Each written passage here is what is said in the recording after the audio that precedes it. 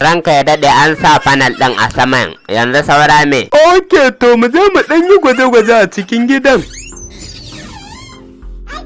Let's have it.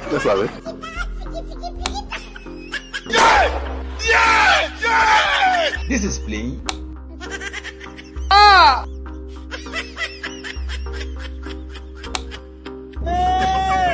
A'a, ya na ga makasar gulab tana kunna fanka. Wai anya ka iya aikin nan kuwa? Anya kuwa ni fa na kasa ganewa. Bari mu gwada nan.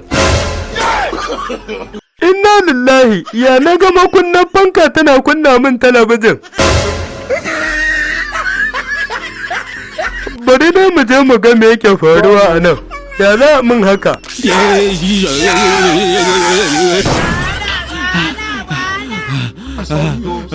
Wayo, na mutu, anya ka iya gyara ko bawan Allah?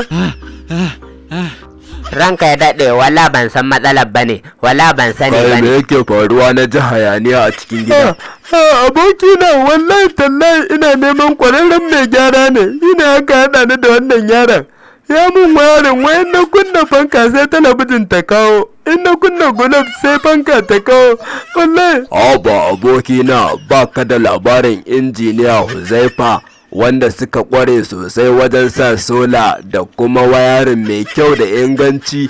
Babu wanda bai san su ba inda sa sola ne. Injiniya Huzaifa za ka tuntuɓa, ga nambar wayarsa nan zan baka. Wannan ai kashe ka zai ya aikin banza da hofi ya lalata ma gida. Ai ka tuntuɓi injiniya Huzaifa, ƙwararren mai sa sola da kuma sayar da kayayyakinta kowane iri wanda ake bukata.